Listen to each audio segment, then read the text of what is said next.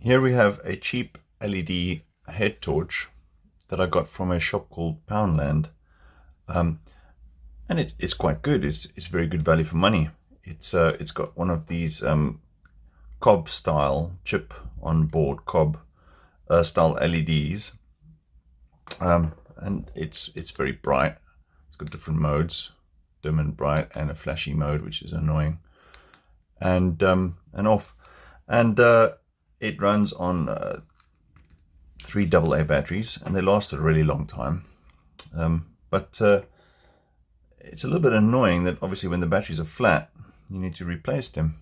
So it would be quite nice if you could take your phone charger and simply plug it into the side and overnight recharge it, and not have to spend money on batteries all the time.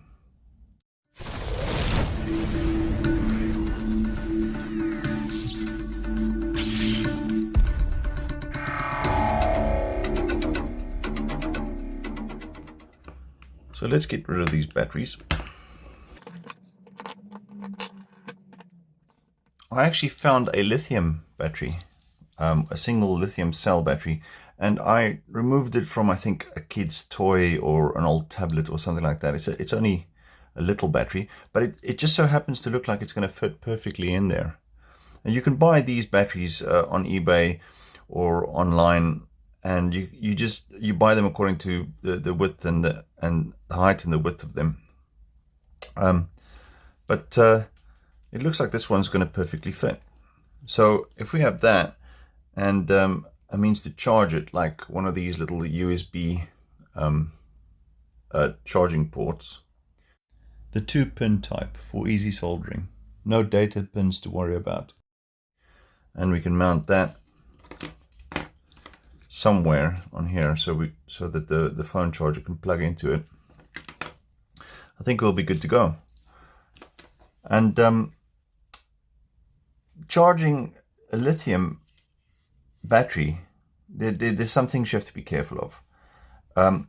It's a 3.7 volt lithium cell, which is a standard cell voltage for a lot of lithium chemistries.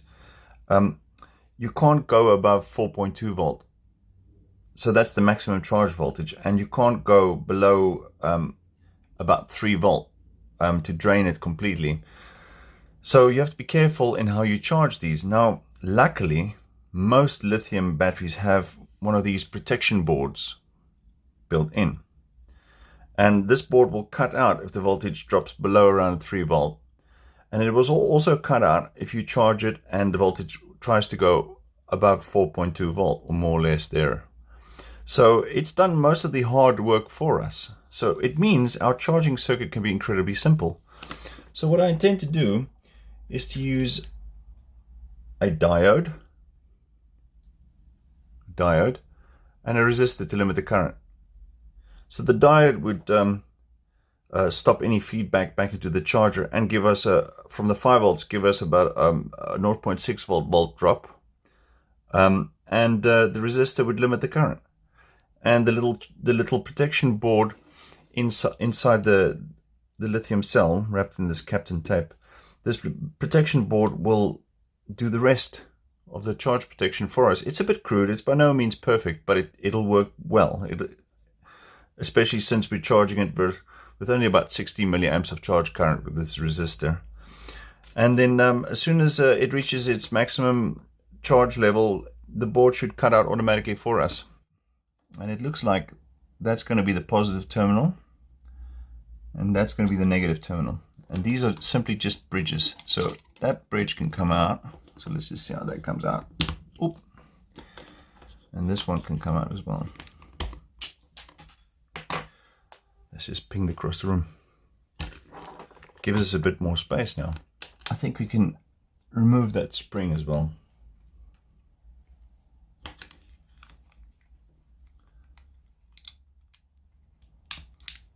There we go. So that gives us more space.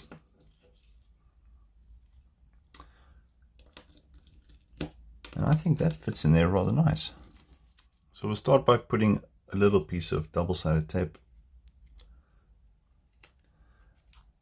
there, just it does two things. It sticks the battery down and keeps it away from the little aluminium heatsink a bit.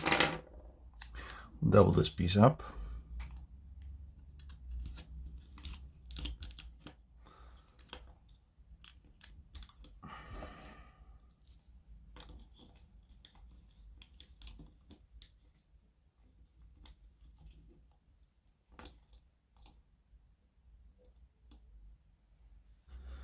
So we've got our trusty Dremel drill, and we can mark out the position we want this USB socket to go.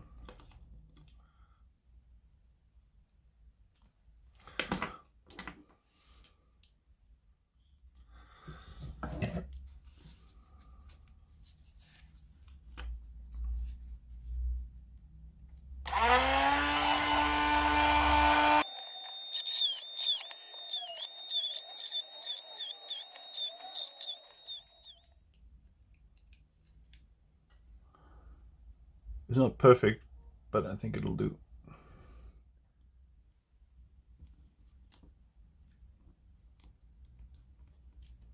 You can stick the battery down, the lithium cell. There we go.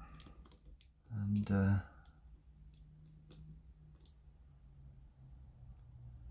just about fits. I think our diode can go there, and the resistor can go here.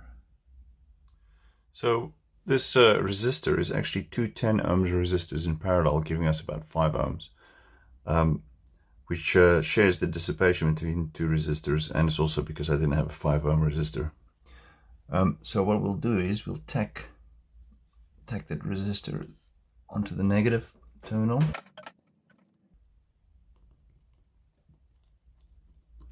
Like so. Gently tack it onto the negative terminal of the USB.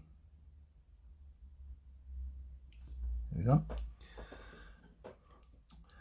And we'll do the same with the diode, but it goes to the positive terminal,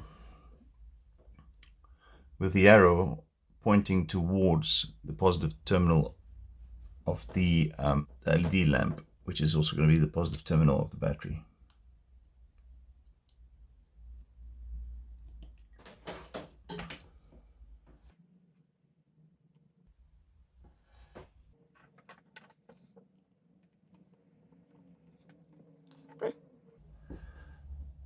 So we have the incoming positive from the USB feeding straight to the terminal for the light. So we'll also join the battery positive to that point there.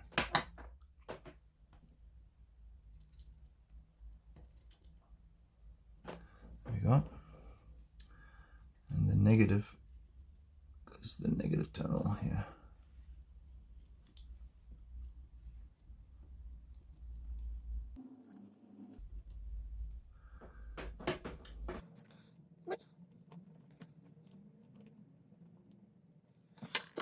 That is almost complete. We'll give it a test. We'll then put some hot melt glue to keep everything in place and stop things from moving and shorting out. But let's give it a little test.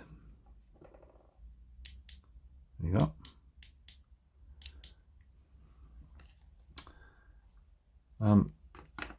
Let's make it neat.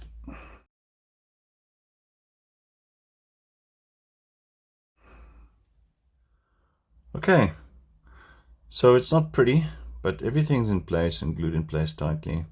Nothing's going to touch or short out. We got our current limiting and our diode to give us a drop of 0.5 volt. And it should close nicely. It works fine.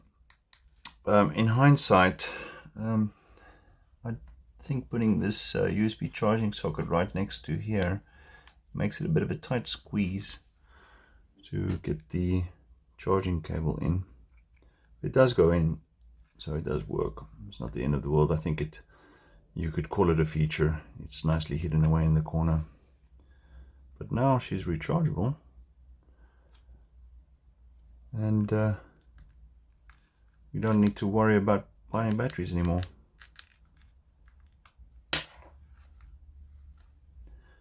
This is a common USB phone charger, so it would, if I lose this cable, I can use any micro USB cable to charge it. So all in all, a good result. Thanks for watching. Please like and subscribe, it really helps. And share this video if you feel like. Let me know if there's any other videos that you'd like me to make. Leave a comment below and I'll look into it.